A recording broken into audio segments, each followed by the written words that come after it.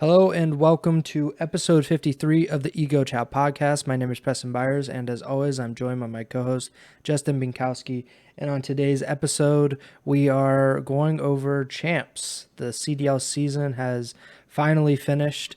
The $2.55 million tournament was held in Los Angeles this past weekend, and we have a new Call of Duty World Champion.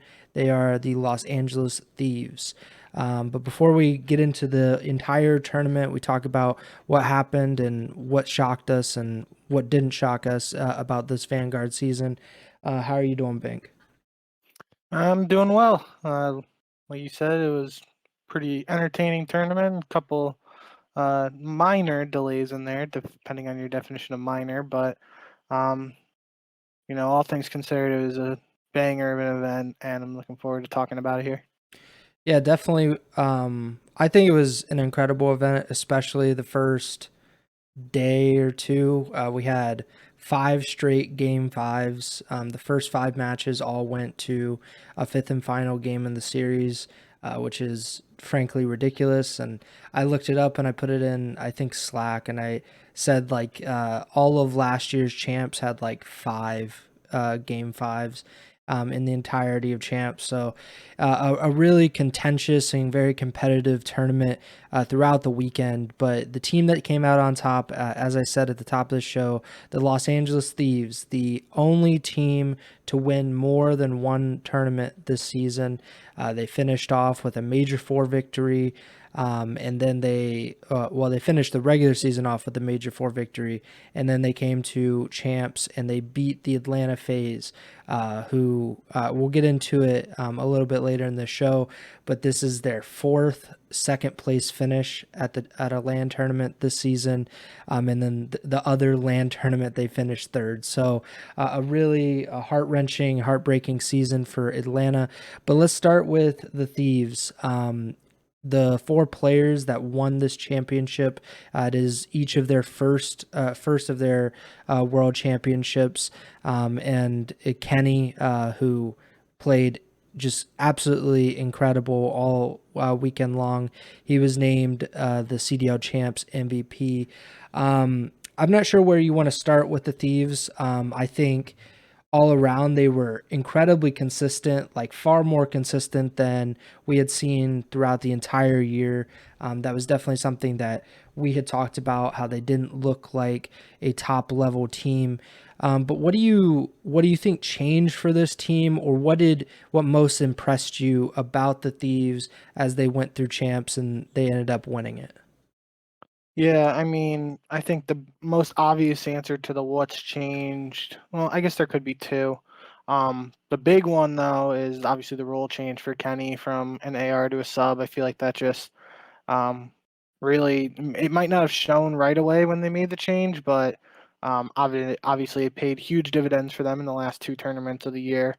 Also worth pointing out the addition of Shane. I feel like again, I would have to go back and look up exactly when they added him and stuff, but I feel like since they brought him into the coaching staff, he made a huge difference just based on the results of the team. Before we go any further, I think that's also worth mentioning too. Obviously, shout out Kenny, Draza, Envoy, and Octane all winning their first rings, like you said. I think it's worth mentioning too that for a while the conversation was,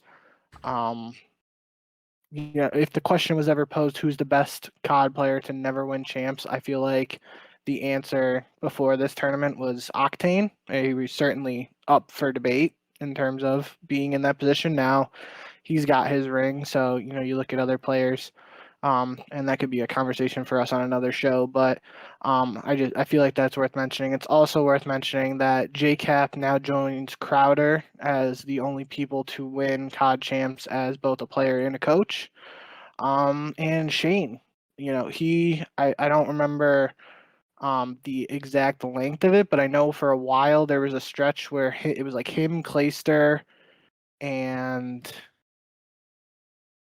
it wouldn't have been Krem. I don't know. There was, you might know this because I feel like you wrote it, but like there was like 3 guys and it was like Clay, Shane, and somebody who had attended every $1 million tournament, and the reason like that cut out people was because of like Scump not playing in COD XP. Yeah. So I can't remember who the third. I feel like it's Tommy, but I don't remember it being both Tommy and Shane. Yeah, it was Tommy. Tommy was on Okay. Apex. Yeah, that's why I remembered it, because Tommy was on the Empire's bench for 2020, but he didn't play, so that's kind of when his streak ended. Yeah. Yeah. So it was for a while there was a streak going on for Shane, because obviously Shane competed in the older days of COD. For those who might not be as longtime fans of competitive COD, that's where Shane's roots are from, and now he has a ring as a coach. So that's pretty cool. And obviously, Nadeshot gets a ring. You can, put it up for debate exactly what that means, since he's getting it as an owner, and that's a little different than getting it as a coach. I think obviously, um, it would be ignorant to, you know, just say Nadeshot now has a ring and like have that affect his like playing career, or how people look at that his playing career, when at least a coach is interacting with the players every single day, and, having an input. I feel like Nadeshot might have been involved behind the scenes with the COD team just because of his background in COD, but still, he nevertheless he gets the ring. Same with Mud Dog. Just all around, a lot of people to congratulate. It's a pretty cool storyline. Heading into this event, I was I was pretty on the fence about the Thieves. I wasn't sure if they were going to be able to pull it off again.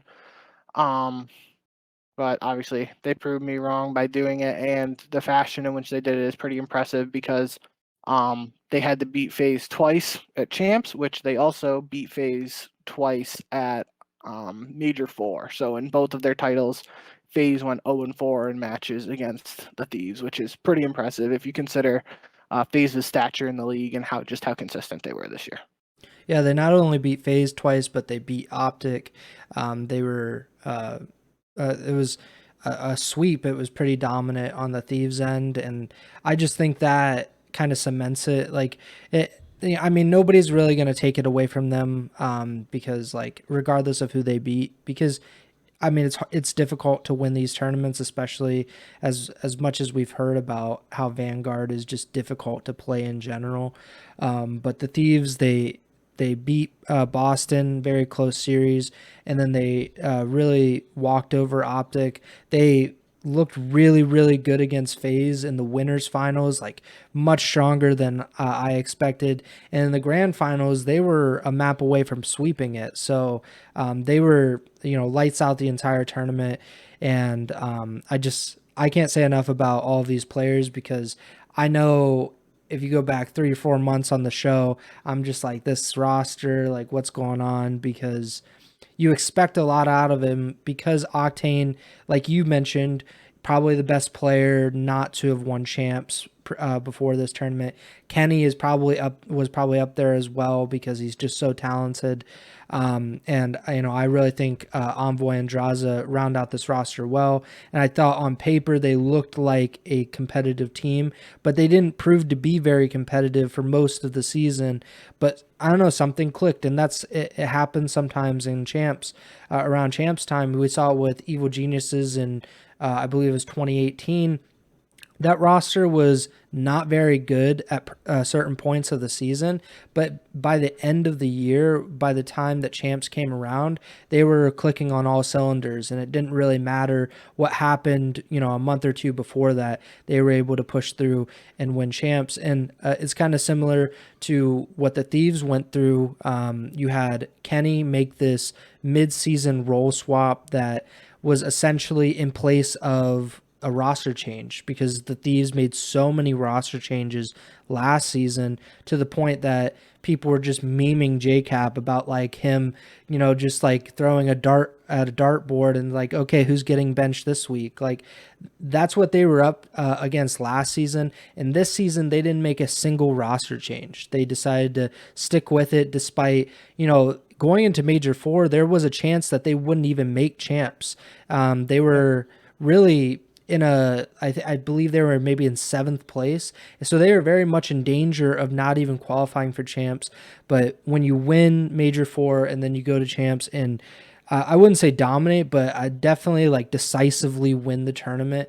I think there's just a lot of credit to go around, and to the coaching staff. Obviously, like you said, Shane came in mid-season, and he seemed to, I don't know how much, how much say, how much influence he has on the actual team, because the coaching stuff is always kind of vague about how much input is being given and how much is actually on the coaches. But their results were significantly better since he came into the coaching staff. So, you could give him credit there. And JCap, people were calling for his head, last season and in the offseason and into this season. People wanted him to be fired and replaced by someone else. But I just think that, being loyal and sticking to your team, it seemed to work out. We see it with the top four teams at this event. What do they all have in common? None of them made roster changes. Like, and of course, you don't make roster changes when you're good, but there were times that the Surge definitely could have made roster changes. Times that the Thieves could have made roster changes. Probably not OpTic or FaZe. OpTic did have a substitute, but I think that has to be, at least mentioned that, they stayed loyal and they were able to, churn out that consistency that you need at the end of the year. Yeah. I don't know where exactly to start, but I know you mentioned the OpTic Thieves match. I wasn't trying to hop to that just yet, but that was certainly an eye-opening one for me. Especially, the first map of that series was like a 60-point club on hardpoint. Yeah. That was kind of like the okay, this is the Thieves tournament to lose at this point. It was really eye-opening to me.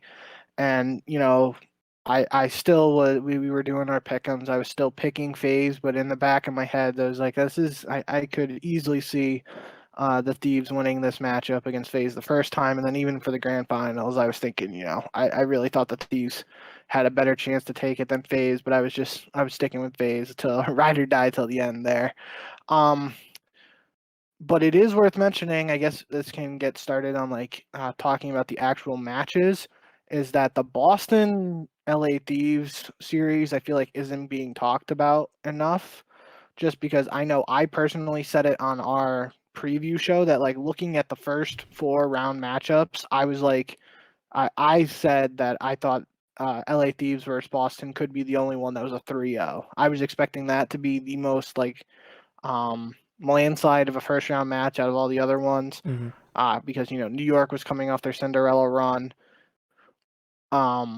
so wasn't exactly sure how they were going to match up with FaZe. I was saying that one could go either way. Then we had OpTic versus Toronto. Toronto may have been having struggles, as OpTic were as well, but they've always played each other hard in their previous matchups.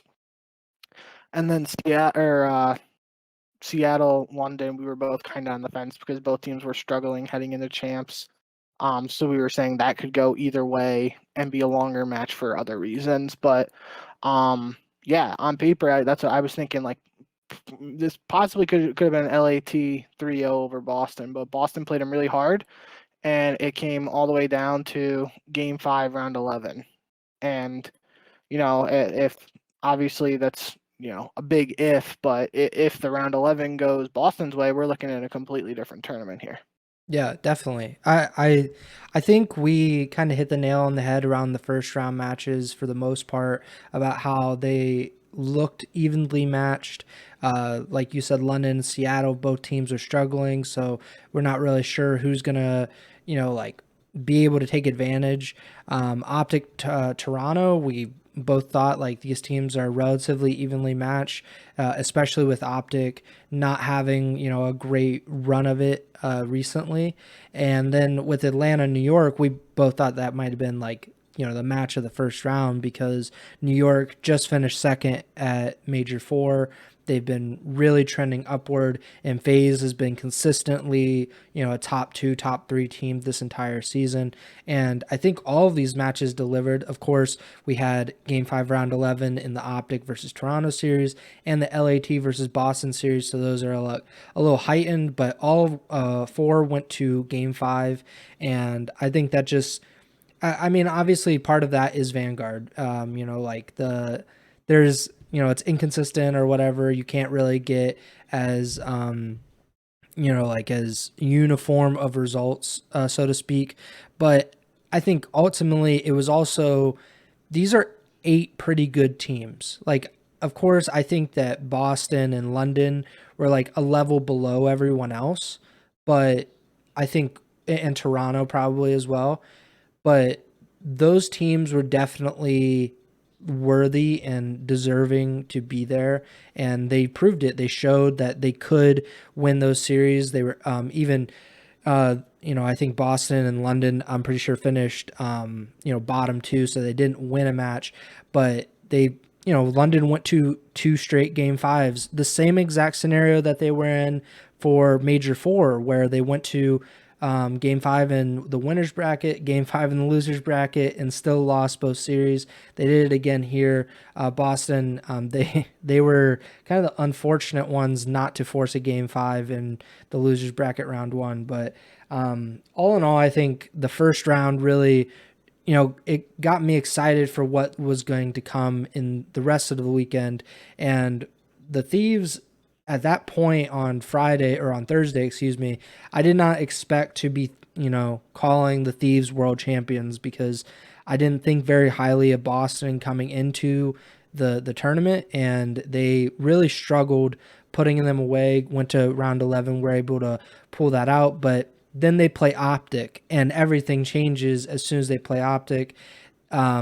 They just absolutely blitz them. Like, I mean, it's happened. I think we've talked about it on the show before, where one team will go, 100-point club, and then the other team will win 6-1, 6-0 on search. It's kind of happened a few times with the OpTic LAT series, and it was just another instance of that happening here.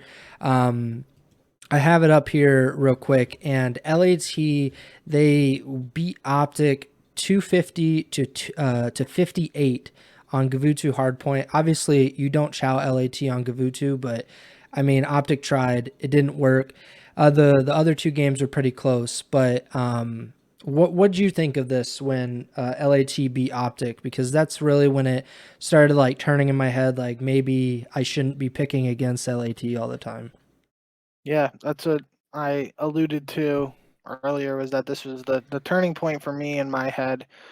In particular, the map one, that was just super eye opening, and that's why I was like, damn, I can see Thieves going all the way now. And certainly, you can't.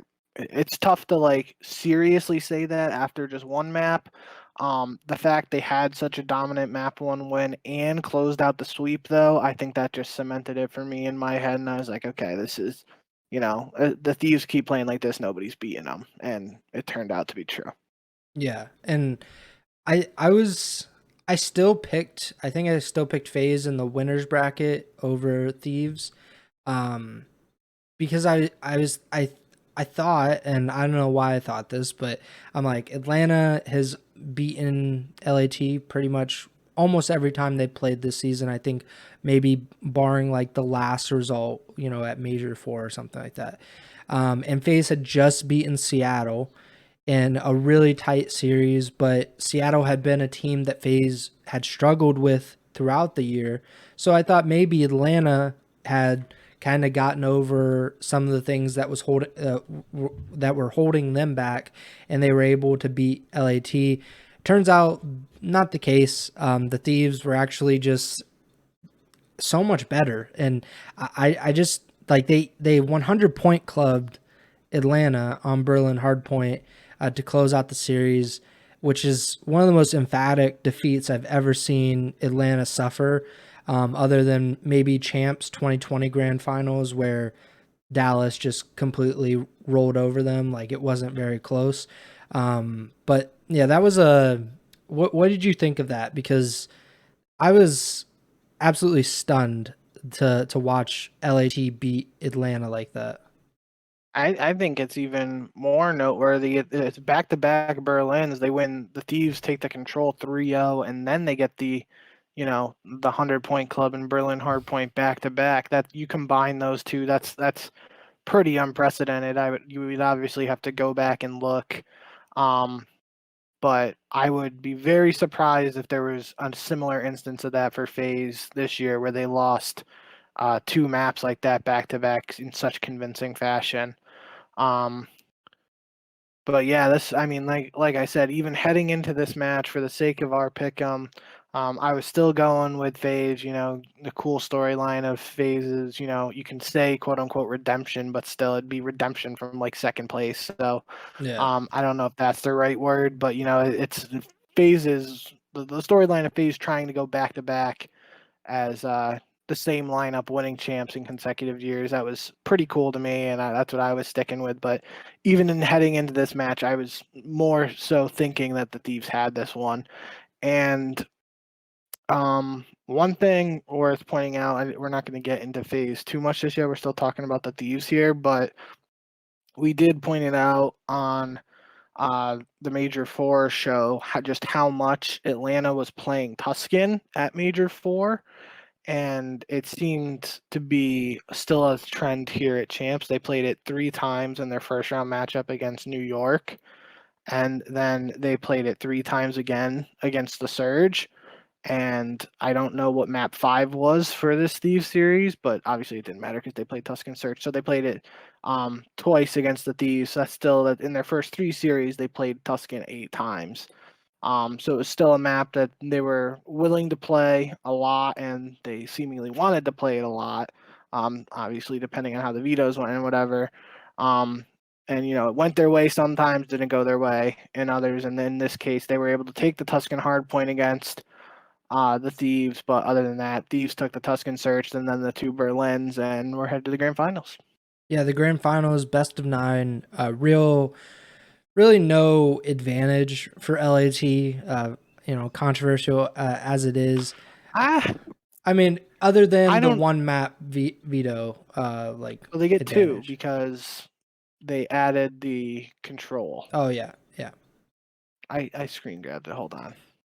yeah. So that's been a theme or like a Yeah, talking point for a lot of people this season is that you get through the winners bracket, you go into grand finals without a loss, but in the eyes of many viewers, they don't get the advantage because in past iterations of the the CWL or MLG, if you came from the winners bracket, you had to be beaten in 2 consecutive best of 5 series typically, or you got a map advantage or what have you, but some kind of concrete actual advantage. But I think you have it pulled up for your for the veto.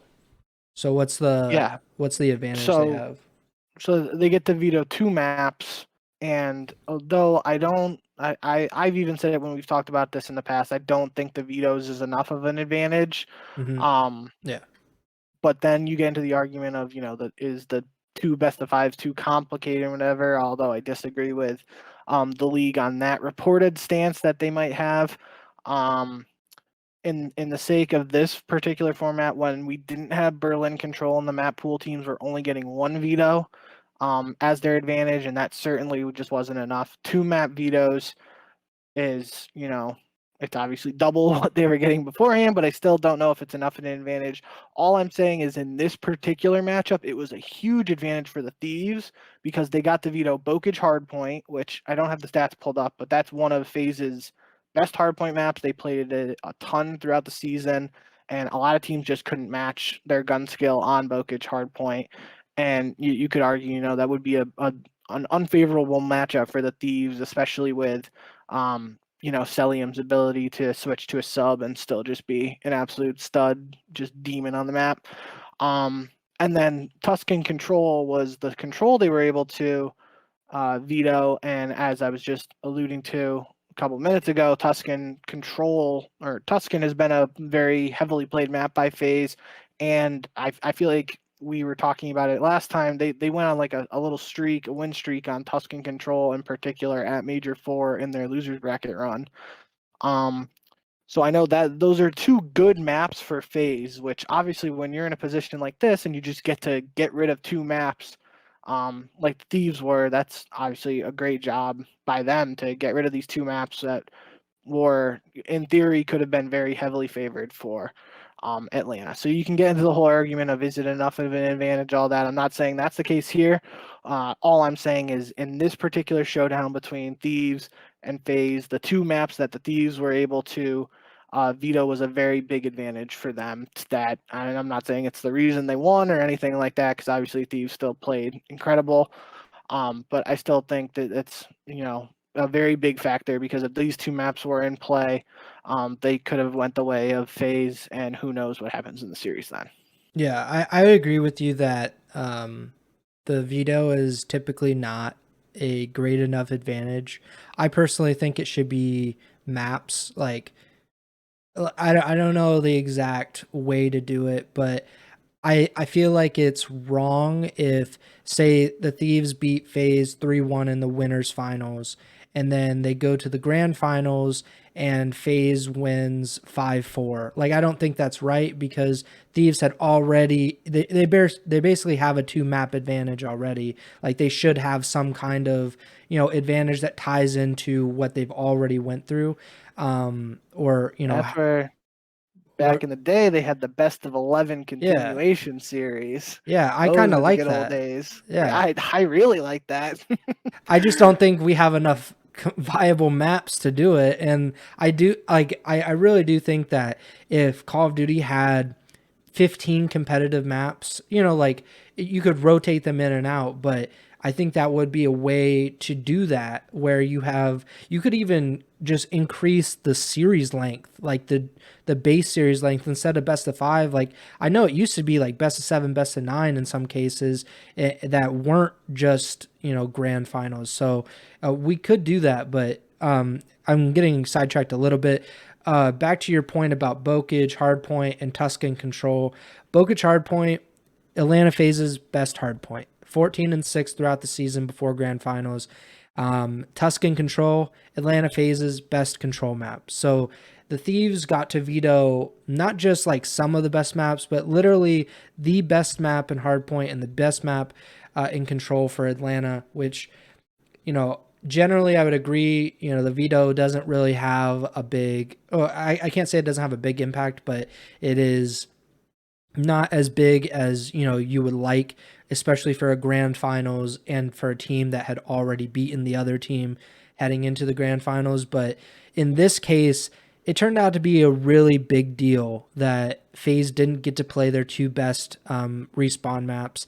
And I think it really hurt them. And I think I think now is the time we should talk about the search and destroy stuff, because I actually had forgotten that it happened in the final map of the tournament, but because I got sidetracked, I thought it happened earlier in the series, but the Ninja Diffuse callouts that is some of the most pathetic, like, it's really one of the most pathetic things you can do at a Call of Duty tournament, other than like literally just being like a hateful person, because like it just sucks. Like, Ninja Diffuses are objectively awesome. I still remember Karma's Meltdown Diffuse, like from like Gfinity 2013. That is a legitimately great thing that happened in Call of Duty esports history, and we were denied 2 Ninja Diffuses in this series in the final map, and it possibly had an effect on this series. Like, I know that it happened to each team, but that's not how things happen, like, just because it's not like in traditional sports, like a makeup call doesn't really make up anything, because momentum is a real thing and people can, like, you kind of snowball based on these things. So it was really, really frustrating. And I actually laughed out loud that Miles told the fans to shut up, and Chance was so pissed. I've never heard a comment. Yeah, I've never heard a commentator as mad, like, without like actually going off, but he was just like, no ice, no ice. Just, it is, I can't believe it happened. I don't really know if we really talked about it, but what do you think of the Ninja Diffuse drama or whatever? I think it started stuff on Twitter, but I didn't really pay attention to that. Yeah, no, I mean, Chance has always been super blunt with that stuff. I can think of other times on broadcast, even earlier this year. I think it was at Major One that um, Hastro and Hex had to like go on stage or something and like make an announcement or whatever. And I remember Chance saying something super blunt and funny then too, along the same lines of like, if you're doing this, you're a loser. Um, Regardless of all the drama and everything around that, it's obviously and some of our friends watching know exactly how much of a fan of a Ninja Diffuse I am. It's one of my favorite things to do in GBs and in clutch situations. It's really a gut feeling for me at this point in some situations, but I'm just a huge fan of it, and it's it's an exciting play.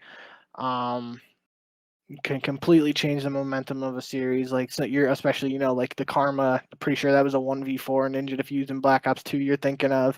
Yeah. That just demoralizes the team that had 4 people up and nobody checking the bomb for 7 seconds. Like, um, regardless of all the circumstances, it's just there's really no solution in the current state of COD esports. It's just something that's always going to happen at these events until there is a way to completely soundproof the players and not have them hear the crowd. And then, there's the argument of like people being able to like feel the vibrations in their feet and stuff like that. Like it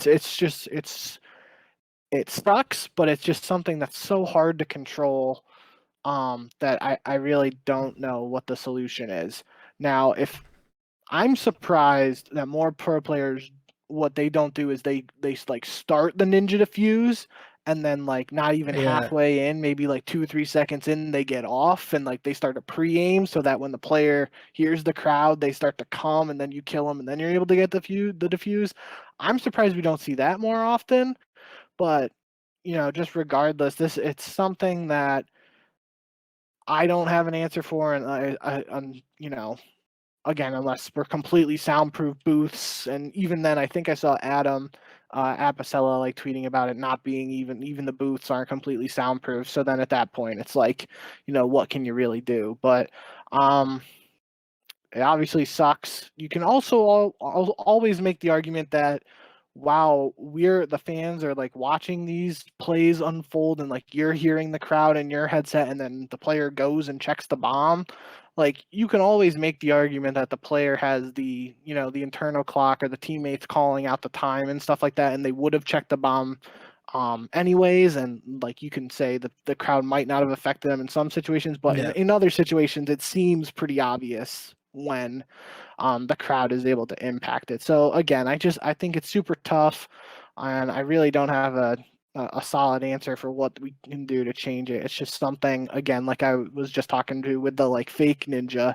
I'm surprised we don't see that more often as a solution on land. But obviously, we saw plenty of ninjas in like the qualifier matches.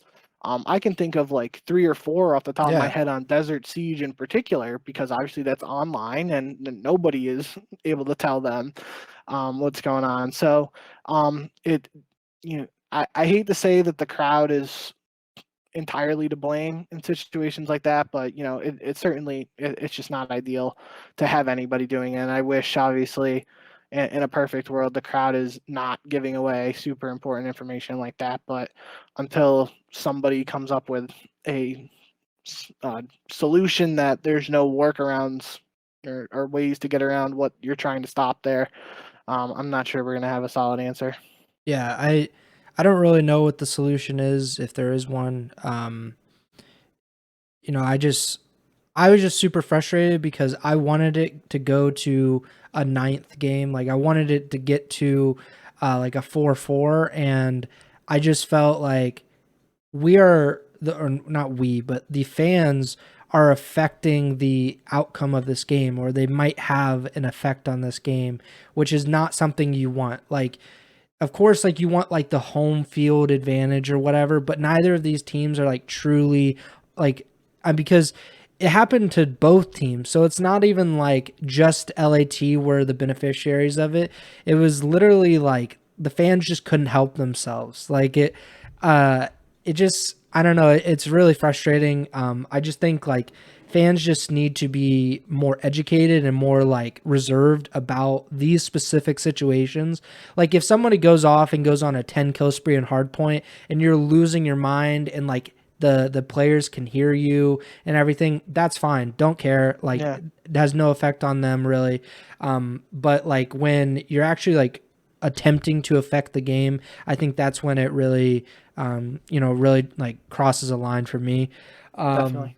But I think, that aside, that was like a talking point in this series, but it's far from like the most important thing. I just think LAT's dominance throughout the series was just incredible. They won the first 4 maps of the series, and it really wasn't like super competitive. They won the first hard point by more than 60 points. They dominated Berlin Search 6-2, and Mw2 Control was, close 3-2, as you would That one expect.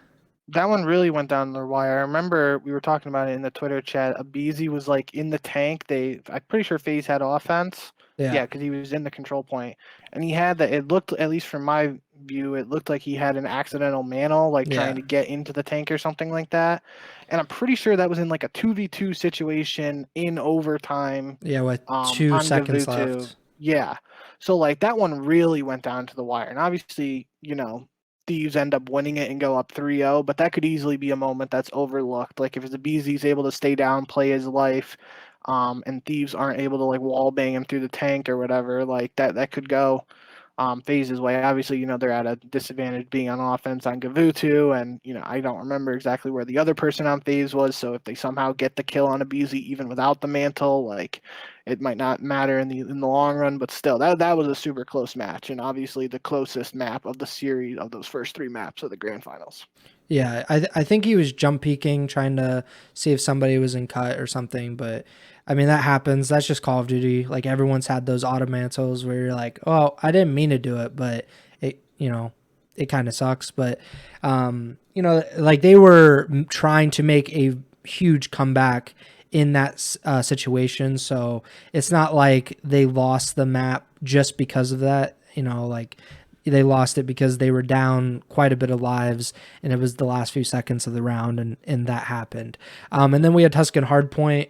LAT, they win by 38 points, and they go to match point. They're up 4-0.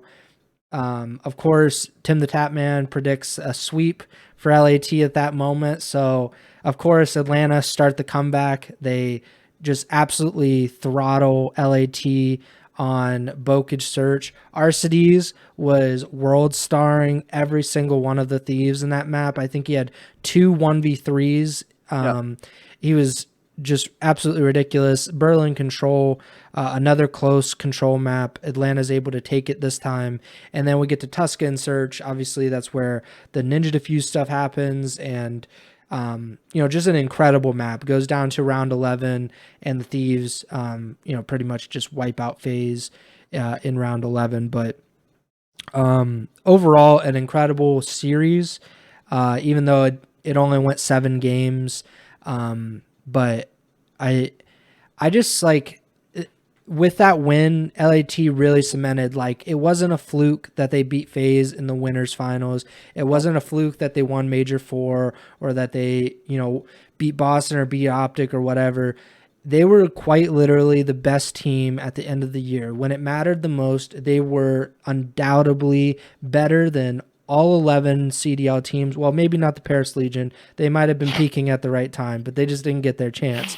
But for whatever it was, like August 7th, Sunday, August 7th, they were undoubtedly much better than Atlanta FaZe, and they are better than any other CDL team, and they deserve all of the credit and the props for that exist in this world. They were just absolutely incredible. Yeah, can't argue it. They beat FaZe 4 times. I will say though, we kind of flew through those last couple maps of the grand Yeah. finals. The one moment also we were talking about the BZ in the map 3 and map 4. The moment that stuck out to me was heading into the P5 on Tuscan Hardpoint. FaZe were up about, it was I'm looking at the clip right now. So in this clip, it's 52 seconds into P5, and LA Thieves are up 214 to 212. So you take those 8 points away. FaZe has roughly like a 6-point lead heading into P5. The play that stuck out to me here was just Celium was on a 6 streak, or a 5 streak actually, at the start of the clip. And then I remember he gets the 6th kill and it takes him a while to get the 7th, but he just, in my opinion, and I think even they mentioned it on the broadcast, it just felt like to me he was playing, he was clearly playing for the streaks, but I felt like in that scenario he was playing just a little too slow, and it might have costed FaZe in the long run. Where obviously his mindset, and I mean, I'm not doubting the MVP because first off, he was named MVP, and he was best player in Vanguard, which I've been pretty vocal about and how much I appreciate Telium and love watching him play. But in this particular instance, I felt like it was just a little slow going for the glide bomb there. But in hindsight, or just in his view, he's trying to get that glide bomb. If his team's able to get in and contest, and he has the glide bomb for the P1 rotation on Tuscan, we saw multiple times throughout this weekend and the end of the season just crazy endings on the first hard point on Tuscan there, and a glide bomb is just so advantageous for that because that hard point is just so wide open. So I see what Celium was going for. Obviously, it turns out that the rest of the squad wasn't able to help Celium, like get in the hill for Celium while he's trying to pick up the glide bomb, and then Thieves are just sitting in there racking up the time to win that game. So those were two like key moments for me: the BZ auto mantle or whatever happened there in the Mw2 control, and then the Celium playing his streaks there. Like obviously not playing hindsight or anything like that, but if those situations turn out differently, who knows exactly what happens, because then like you say, we go into the Bokage Search and Destroy, which was just the Arcity show with the 2 1v3s, and then the Berlin control was super close. Atlanta had to win 2 offenses when they were down 2-1. They were on round and championship point, and they win 2 offenses on Berlin control, which is pretty impressive too. So you're looking at those other 2 maps. Before that, that's possibly, if both those other ones go their way, then we're looking at FaZe being up 4-2. Heading into the 7th map. So obviously that's a whole lot of what ifs and everything there, but those are just 2 key moments that stood out to me in the grand finals that might have won over other people's heads. Yeah, I think the selling part is important because it is, like, some people are going to say it costed or whatever. I think, it just took too long. Like at a certain point he needed to just cut it and like, all right, like I gotta go. Like I don't have anybody coming to bait for me. So like, I'm just here on an island. I just need to do whatever I can to like break the hill and like set up for a last second break or whatever. But he was, just focusing too much on the glide, and that happens. I think that's probably happened, dozens of times this season where a player just gets too focused. They get the tunnel vision on whatever streaks or whatever they're trying to do, and it costs them in the long run. It's probably happened so many times this season, but because it happened in game 4 of the grand finals of champs, like it is a little more heightened. People are more aware of it. More people are watching, obviously. So, it happened, and like you said, like you really can't question the MVP. Like he played incredible all the way through. He played incredible through champs. I think he had the highest KD of anybody at champs. I think he had like a 1.36, if I'm not mistaken. Like, so it's obviously that he's incredible, but yeah, that one moment was not great, and neither was the Abizi auto mantle that could have made things happen a little bit differently in control. But this series, like I said, just incredible. Like I just, it wasn't like it's not a super tight series in the sense like it didn't go to map 9, didn't even get to map 8, but all of the series were interesting in their own way. And I think it was an incredible way to finish out Vanguard. Vanguard probably didn't deserve that good of an ending, but I will say, and I've been trying to write this opinion piece for like the last 2 days, but despite all of the faults that Vanguard has, or maybe even because of some of the faults that it has, like this game was just entertaining. Like it delivered like the actual competitive like environment that we really want, which I think is important. Obviously, there's got to be some balance, right? There has to be a balance between how entertaining and competitive the matches are. So Vanguard did an incredible job in that regard, but there also has to be on this side, like the players have to feel rewarded by good decisions and punished by bad decisions, and like they can't really be like punished for good decisions, which sometimes happens in Vanguard, especially with spawns and whatnot. So there needs to be better balance, and hopefully Mw2 will deliver on that. But I think all in all, this was a great way to end off the season. Is there any of the other teams that you want to talk about now? Because we've really talked about Thieves and FaZe, rightfully so. So far this show, they finished first and second respectively at champs. By far the two best teams at the end of the season. I think FaZe, definitely the most consistent team all the way through. They went to 4 of the 5 grand finals, finished third in the other tournament that they didn't go to the grand finals in, and then Thieves, the only team to win 2 tournaments this season. So you want to talk about any of the other teams that competed at champs this weekend? Yeah, I think a decent segue here is just to wrap up on FaZe really. Um, just because we've talked about half of their matches, since half of their matches were against the Thieves. For the other half of the matches that they played, it started out against New York in the first round, which was a match I was incredibly excited for heading into champs, and it certainly lived up to expectations there because Atlanta had the reverse sweep just to stay in the winners bracket. Like if New York's able to close out um, that series against FaZe in 3-0 or 3-1 fashion without even having the reverse sweep, there we're again looking at a totally different tournament. Just like if Boston was able to close out in Game 5, Round 11 against the Thieves. So that was a super entertaining series with Atlanta pulling off the reverse sweep. And then in their other winners bracket match that we haven't talked about, they go to Game 5, Round 11 against Seattle Surge, which we did kind of briefly talk about. Them versus Surge being a tough matchup for Atlanta throughout the season, but in this situation, Atlanta was able to close it out without winning either of the hard points. The 2 hard points, it was Tuscan hard point 250 to 248.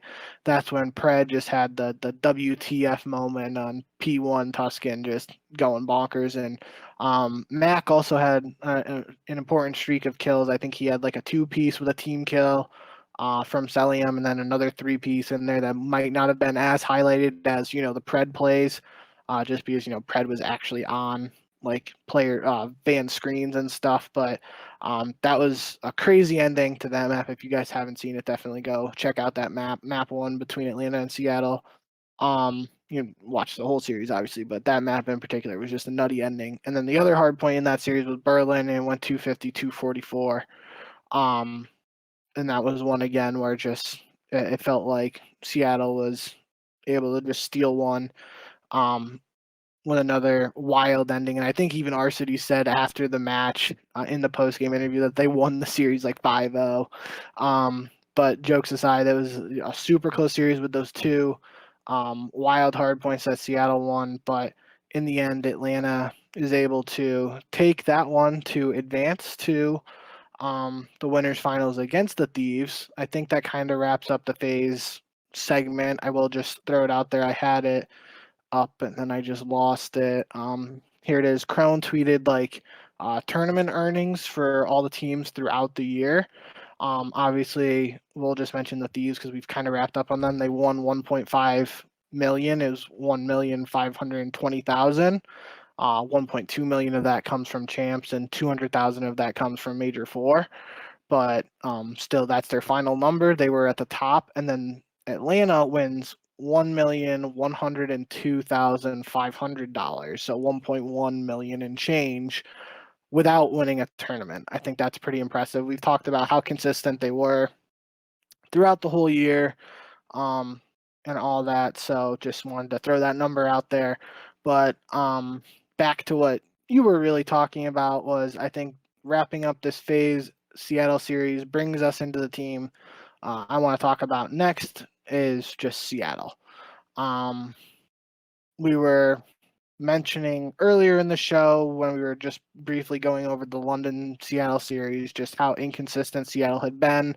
Obviously, they won Mw2, which was a cool storyline. After that, kind of, I don't have the exact numbers, but they just weren't playing very well. So a lot of people had low expectations for Seattle heading into this event, but they were able to show up and they end up coming in third at this tournament. As we kind of have mentioned indirectly now a couple of times, Pred in particular just had a couple of absolutely memorable and historic highlight reel plays at this tournament. He was also named Rookie of the Year, the CDL for the first time as an official Rookie of the Year award now. And Pred has the honor, rightfully so, of being that first CDL Rookie of the Year. Feels like it was really, logically was between him and Sib because they were the two rookies who won a tournament this year. But Pred was the MVP of Zed tournament, so makes sense that he gets the nod over Sib in the end. But him in particular, Pred was just playing out of his mind this weekend, and I think that was a huge reason why Seattle ended up taking a, somewhat surprising third place finish here. Yeah, definitely a surprise. I think if you would have had people predict the top three, it would have probably been some form of OpTic, FaZe, and Thieves. Maybe with New York sprinkled in there. I don't think a lot of people would have predicted Seattle to be among the top three, but it's hard to say that they didn't deserve it because they definitely did. They did not have a necessarily an easy path to the actual whatever losers finals. I'm bringing up the bracket real quick, but definitely they had to beat OpTic, which was a feat in itself, and definitely with I don't know how much they can hear of the fans, but I'm sure they understand going into the match, we either beat OpTic and send them home, or we go home. It's a big match for them, and they were able to beat OpTic and eliminate them, and I'm sure that was very disappointing for OpTic to go out before losers finals. They didn't get their chance at Atlanta, who they had had a lot of success against this season, and play LAT in the grand final. But I think it's just a testament to Seattle. At certain points in the season, I doubted what the long-term future was for the team, because I understood, you want to, get experience for these guys like Pred and Sib. They've been playing Call of Duty forever, but this is their first time on this stage and in this big of a moment. And I think they shined particularly bright this season. And then you had Accuracy and Mac, two guys that were basically pushed away from their previous rosters. Accuracy was benched, and he came from Minnesota. Mac was on the edge of being benched last season by New York, and found his way to Seattle. And I think it was just a perfect storm for all of these guys, no pun intended about the surge, because you had I don't know, maybe it just works. You have these young guys, and then you have veterans, or at least one vet. And we saw it with the Dallas Empire in 2020, where they had Crimsix and they had Clayster, and then they had a bunch of young guys who hadn't really been in Call of Duty for that long, or Hook had, but these guys that are under 20 years old, they're pretty young. Maybe they can learn a few things. Same with Seattle, they have two rookies, and then you put them with Accuracy, the Iceman himself, and Mac, who just a few years ago was pretty much in the same spot that Pred and Sib were in, but he's kind of been weathered by the CDL. He had to go through online COD and MW. He faced the opportunity to get benched a few times with New York, and I just think it worked out in the end for Seattle, because again, they stuck to their roster. This coaching staff and the GM Novus, they did an incredible job at constructing it, and then just sticking with them. It doesn't matter. Okay, they went on a pretty big roller coaster. They were Like I think they went on like a 9-game losing streak at some point in the season. Then they won major 3, so everything's all good. And then they went on a 5-match losing streak. So things, went, up and down for them. But at the end of the day, they stuck by them and they kind of rewarded it. Of course, they would have wanted to get to champs, which would have been an incredible story. Not only because Seattle has been absolutely horrendous the past 2 seasons, but they would also have been playing Octane in the grand finals, who was definitely the franchise player of the team over the past 2 seasons. Unfortunately, we didn't get that, but definitely a well-deserved congratulations to the Seattle Surge for even making it this far. Yeah, that no, Octane versus Seattle and Champs Grand Finals would have been an incredible storyline. But yeah, I think end of the day, like you were kind of saying, if you tell Seattle Surge fans after the first 2 seasons that they're going to end this season with a 3rd place finish in COD Champs, they're probably like, yeah, I don't believe you, or they're probably like, yeah, I'll take that.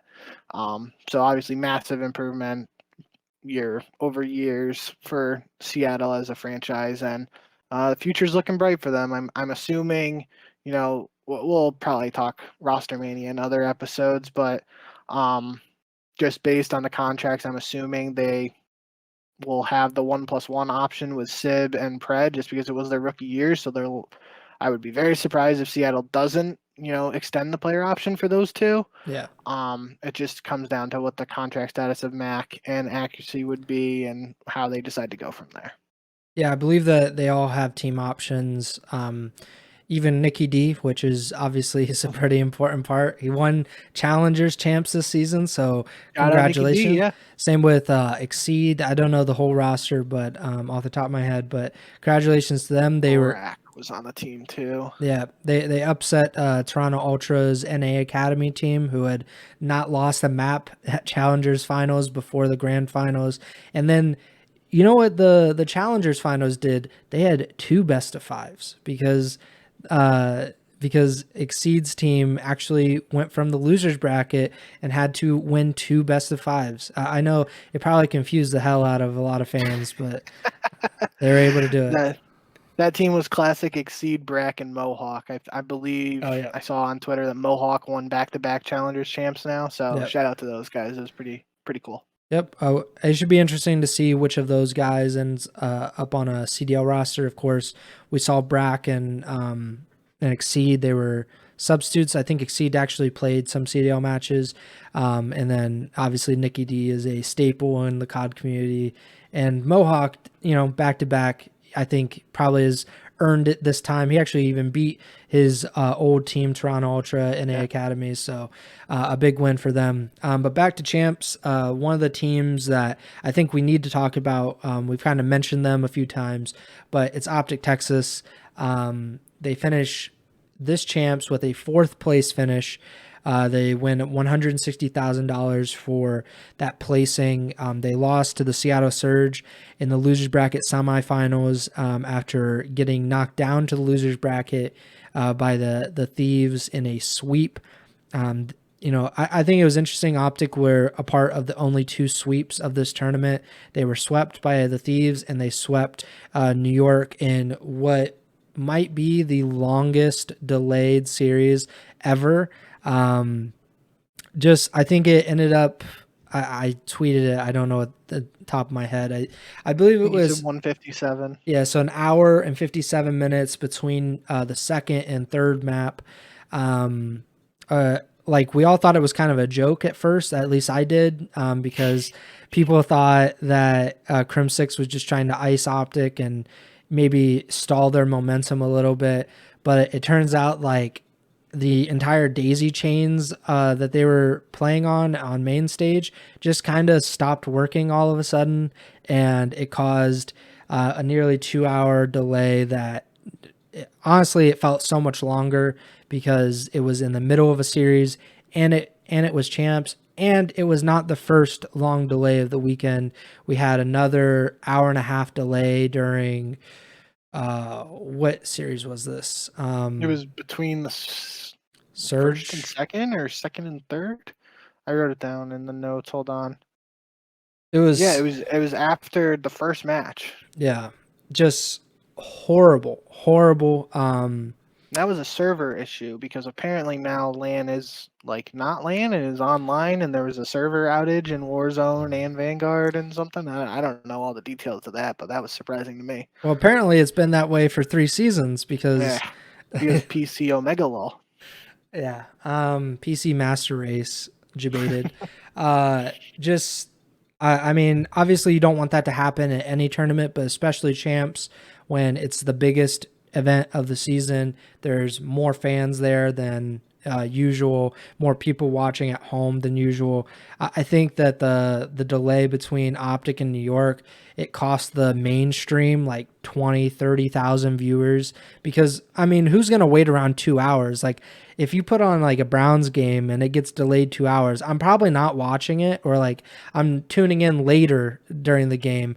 Well, I mean, I might not watch the Browns at all this season, depending on what happens. But uh, beside the point, let's get back to OpTic because the most popular team in the league, of course, they were the first major champions. They won their home tournament of sorts. It was in Arlington, Texas, in their backyard, pretty much.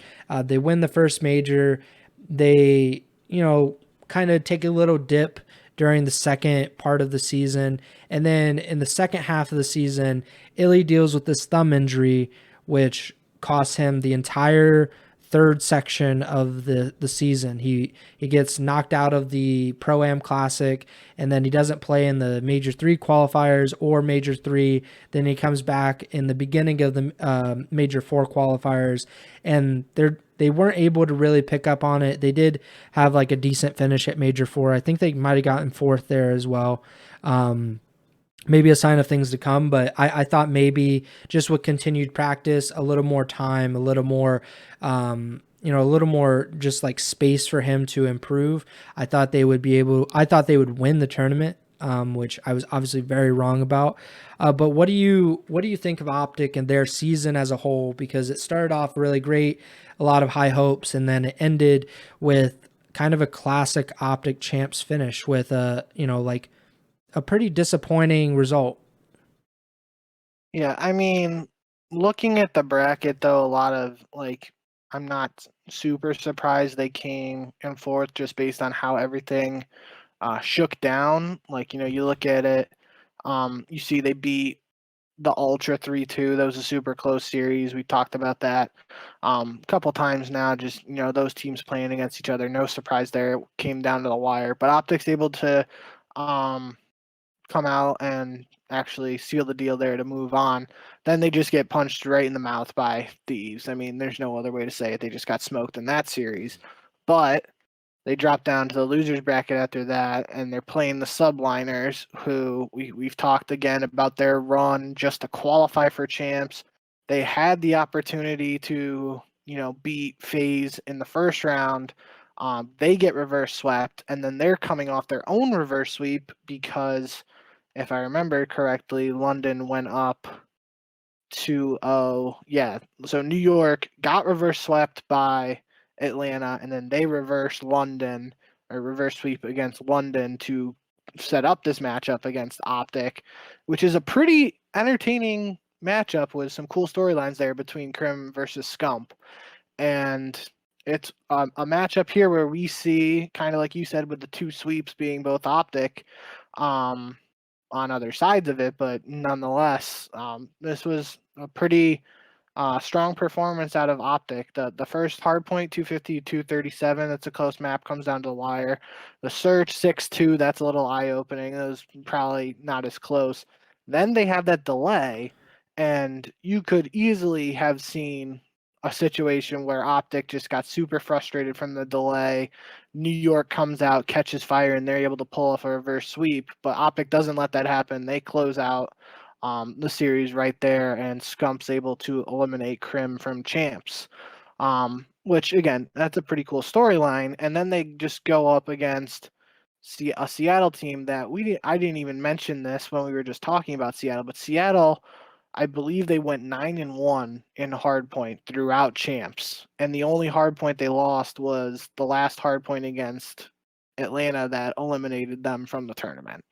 So OpTic lose 2 hard points to Seattle, who at that point were 6-0 in hardpoint heading into the match, and then they end up being 8-0 in hardpoint after playing against OpTic. It's kind of hard to go up against a team that's playing literally undefeated hardpoint to that point. So obviously that's not. I'm not saying that as an excuse. It's just a fact, and that's something OpTic fans might not want to hear. That it's obviously one of the reasons why they might not have been able to advance and get to the championship or the next day, whatever the situation may be. But it's a stat that can't be ignored. That Seattle was playing just really strong hardpoint, and that made them a tough matchup for OpTic. And it's one where Seattle's able to win the 2 hardpoints and take the series to eliminate OpTic in 4th.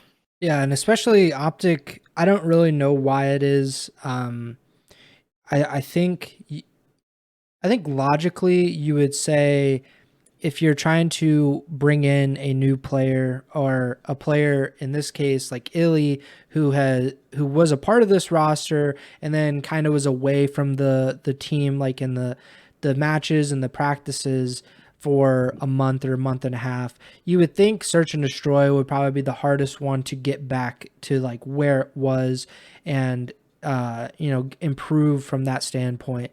But in OpTic's case, and this was in the qualifying matches, this was in Major 4, and this was at Champs, they really struggled in the respawns. And they went 2-4 in hardpoint at Champs, 1-3 in Control, and 4-1 in Search. So this is a very atypical OpTic because we usually see, okay, you're a 1-3-4 team, maybe sometimes a 1-2-3 team, that's just how they are.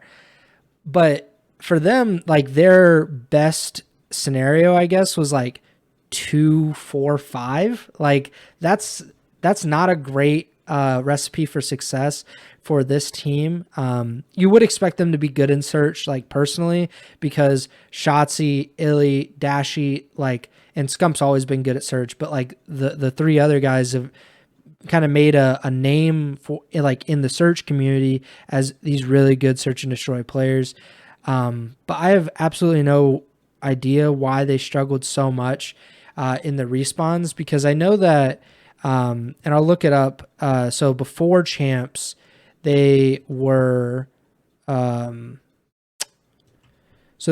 before Champs with Illy. So this was since he came back during the qualifying matches, 500 in hardpoint. They had an 80% win percentage in Search and Destroy, and they were 1-6 in Control. So like, I just don't know what the reasoning for that is. I would love to hear what the players and Rambo and Sender have to say about that, because that's obviously a really disappointing way to end their season, especially when they were the best Control team in the league earlier in the year and were a competent, a good hardpoint team. I just don't know why that is, that they suddenly started to struggle in 2 of the game modes that they had success in earlier in the season, and they were somehow able to get magically better at Search despite that. But just I guess we'll just wrap up on OpTic. Like, really disappointing for them. Obviously, 4th place in general would not be a disappointing result. Like Seattle, had they not even gotten 3rd but gotten 4th, I think that's a success for Seattle. The same with like New York or Toronto, had they beaten OpTic or Seattle and they had gotten 4th, I think that's a success. But for OpTic, because they won the first major of the season, they set the expectations, that they set that bar so high. Everyone thought like, oh, maybe this is OpTic's year. And it turns out it really wasn't. And I do think the injury had a lot to do with that. I think when you take a player out for a month and a half and then you put them back in, like that's not a real great part of your success. But I think it's still a disappointment that they were not able to even try to face Atlanta or the Thieves like in the top 3. Yeah, I think obviously we've said this several times now on the podcast that anytime when OpTic isn't lifting the trophy at the end of the tournament, it's a disappointment for the green wall. There's Yeah. just no way around that. But in my situation, or just in my head, I feel like taking into consideration Illy's injury and just everything that transpired, they made saying they made the best out of this. I'm gonna say that they made the best out of a bad situation. Obviously, again, making the best out of the bad situation would be them still winning regardless of that. But Hmm. in the end, they did what they could here. Um, Again, I think we'll talk more in another episode about roster mania and stuff. But I feel like I could very easily see this OpTic roster sticking together heading into um, Modern Warfare 2, despite the result at the end of the season. The only thing that I could see changing that would be Scump deciding to retire if that's what he ends up deciding to do. But again, that's another topic for another show. Yeah, I'll just say before we move on, Shotzi and Illy are free agents, so OpTic does not have their team option.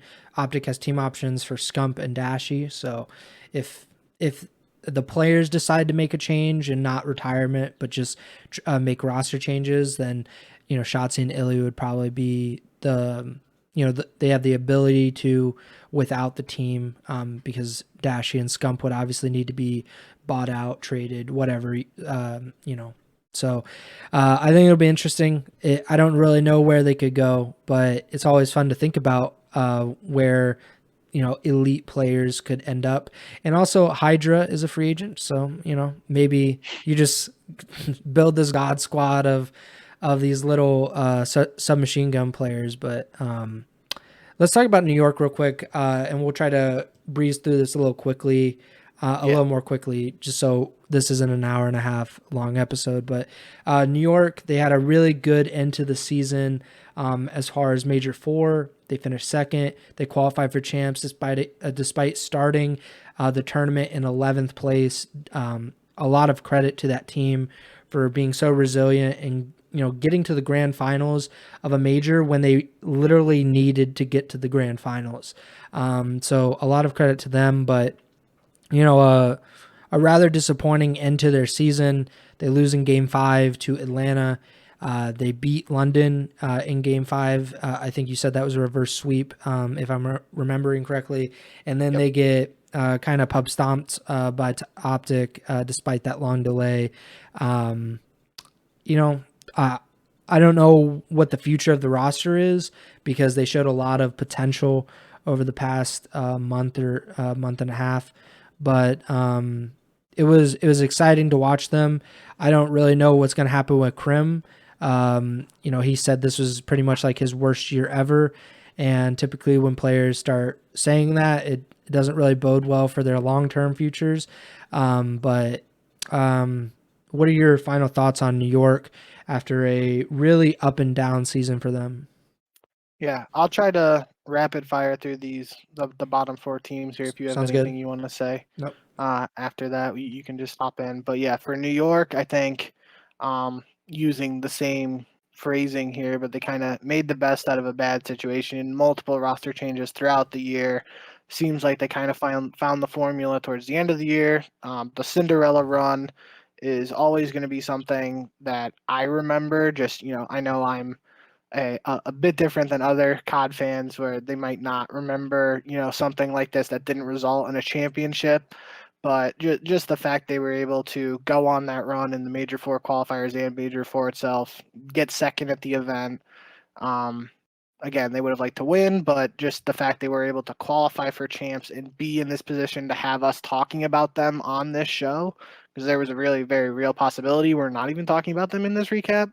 That I think that's a reward in itself, and obviously telling the players that is a different story there because they're all going for the championship at the end of the day. But just looking back on the season, it was a difficult one filled with a lot of challenges and roster changes.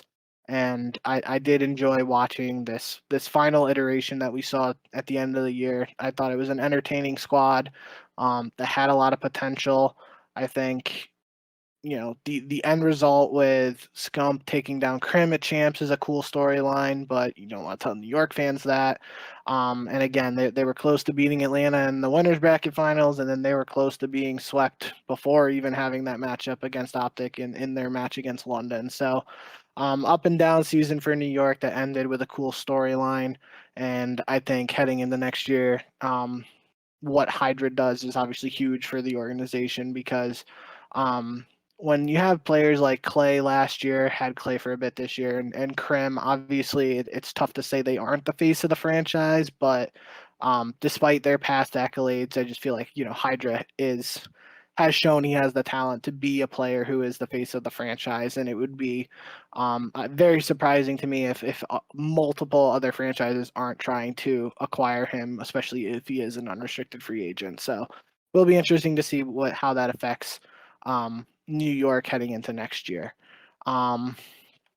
The other team that came top 6 was Toronto. Disappointing year for Toronto all around, in my opinion, just based off of what we saw from this exact lineup in Cold War. They had some moments. I think it was at the actual Toronto Major. They came in third, if I remember correctly. But other than that, it was just a lot of what ifs for this squad. They struggled very notably in hardpoint in particular. I think even at champs this year, I wrote it down in our notes that they didn't win a search.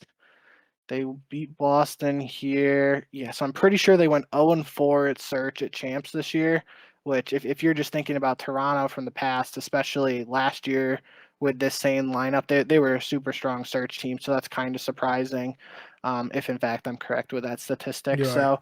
So I think this squad has a ton of talent. I've spoken very highly of Kleenex multiple times now. I just think this could be the last time we saw this roster, just based off of this performance. A top 6 finish, you probably just expect a little bit more out of this squad based off of past success, and will be interesting to see what they do, because I believe they announced heading into this year that they signed new contracts for the team, because I believe Toronto announced in their tweet that like the team was signed through 2023. Yep. So will be interesting to see if Toronto runs it back or if they make a change, especially when you have somebody like Scrappy on the bench, who I think very highly of, not only from an entertaining perspective, but he's just shown he's a talented up and coming amateur. So Toronto has some decisions to make in this offseason just based off of recent performance, but I think a top 6 finish at champs is probably a little disappointing for the organization, especially considering they came in second at champs last year. Then for the final 2 teams, we got Boston and London coming in top 8. I don't really have much to say about either of these teams. We've talked at length about London's situation, with Gizmo dealing with personal issues, then comes back and they look really strong, and then they kind of struggle at Major 4 after looking strong in the qualifiers. So this was just a team that was up and down, looked good in the beginning of the year, had a little stretch towards the end of the year where they looked possibly in form again, just didn't result in anything beyond a top 8 finish at champs.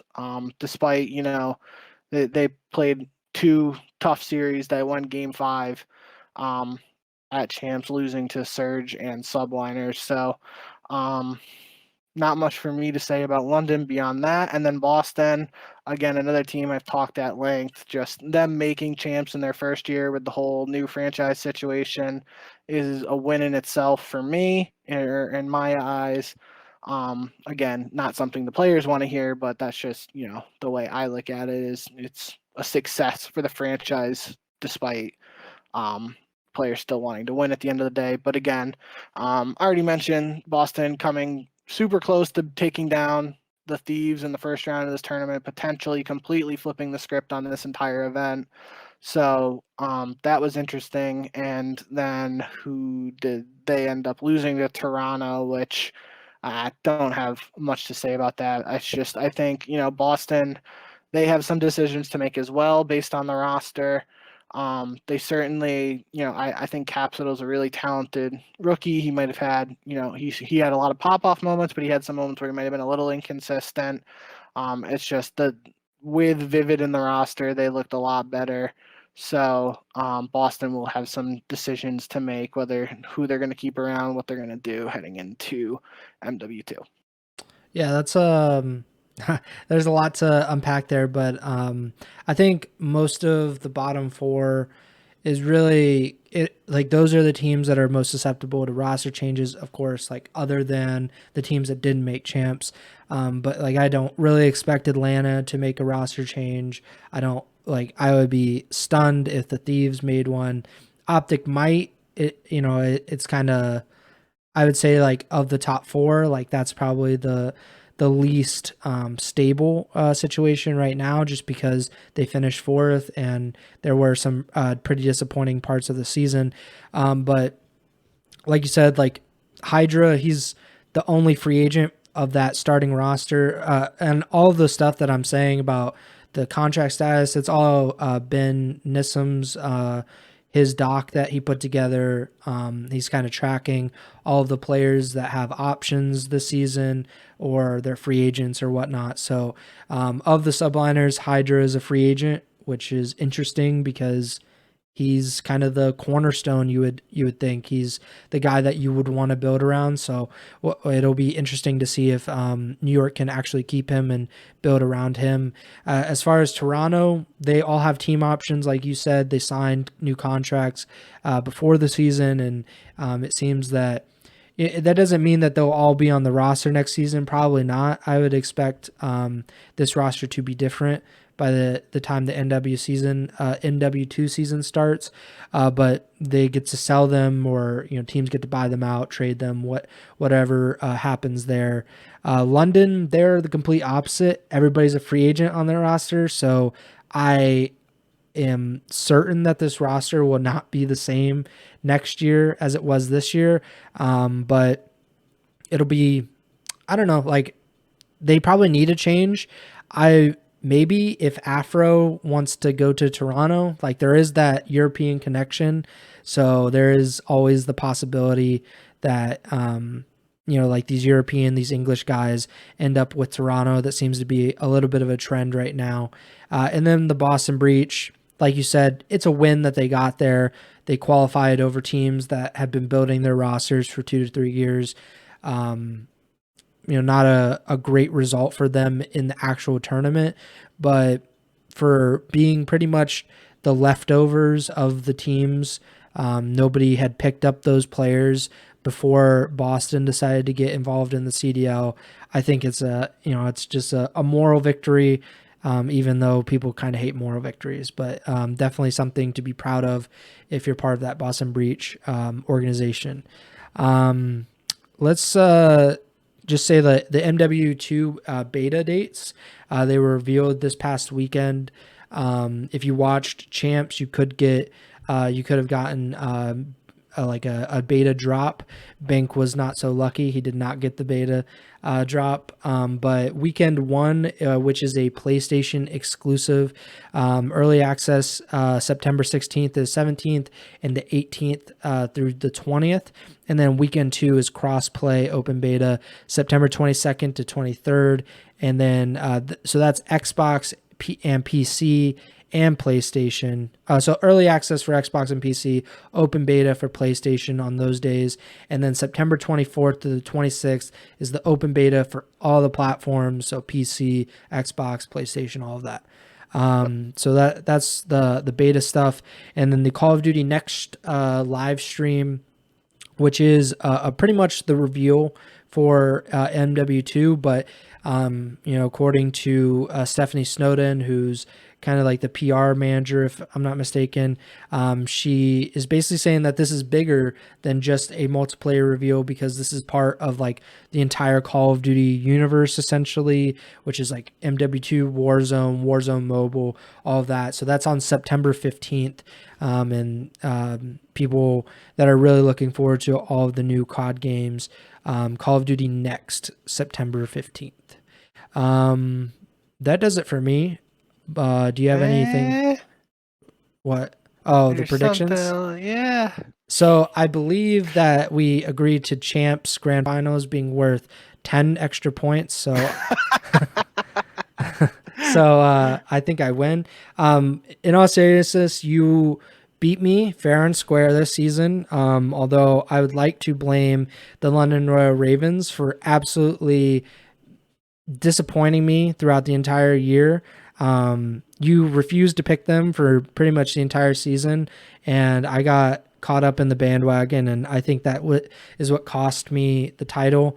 You ended up going 11-3 at champs, and I went 10-4 at champs, and your total score was 116-80 on the season. I was 109-87. So I think if I would have went 8 different ways on London, I probably would have won. But congratulations. Yeah, I think that's cool. In all seriousness, we've tried to do the predictions on Twitter and stuff, but um, moving ahead through further seasons of the CDL and whatnot, I think it's going to be cool to look back on what the most successful like records and stuff that you and I have as we're doing these show, hopefully for many years to come. So obviously I have these notes in my Google Drive, so we'll have the record. But this was the first year we didn't do it with Mike Merchant, so it was just you and I this year, and we'll keep keeping track of it for future CDL season to come and see what the best record we're able to come up with is. Maybe Vanguard was the most predictable COD. Maybe we'll be under 50% next year. You never know. Yeah, who knows? Yeah. Um, I think that about does it. This was a little bit longer episode than usual, but this was also the biggest tournament of the year, so you kind of expect that sort of thing out of us. Make sure to subscribe, like, follow the podcast on whatever platform you're listening or watching on. We're on Spotify, Apple Podcasts, YouTube, all the platforms basically. You can follow us on Twitter. He's at jbink with 2Ks. I'm at Pres Byers. And the podcast Twitter is at Ego Chall Podcast. The next show is TBD. Roster Mania officially starts, I believe, on Monday morning, so like 12:01 or whatever, on Monday the 15th, if I'm not mistaken. Is basically a week after Champs ends. Teams have to exercise their options on the players that they want to exercise their options on, and free agency pretty much begins a week or a week and a half after Champs. So I don't really know when we're going to do an episode, but if things start dropping, we will be doing an episode. Like if Scump decides to retire or Scump gets signed by the Vegas Legion, that's something we would probably do a podcast for. But, we'll let you know. That's why you should follow us on Twitter. Or if you're just followed the feeds, it'll pop up whenever we do an episode. So that about does it for me. Bink, take it away. Yep. Thank you guys, as always, for all the support and for tuning in. I know a lot of people might not have enjoyed Vanguard as a game this year, but I personally extremely enjoyed watching it. And there was a ton of entertaining matches that I loved dissecting and analyzing for you guys on this show. So I truly hope you guys enjoyed the content we were able to provide, and I just thank you guys for all the support throughout this entire season and just throughout our entire time doing this podcast. Looking forward to bringing you guys more throughout this off season. Like Preston said, we don't know when we'll be going live, but when news drops, just plan on hearing from us. And like he said, following us on Twitter and whatnot is the best way to know when we're going to be going live again. So, that's a wrap on the Vanguard season. Looking forward to Roster Mania. And as always, remember to send the chow.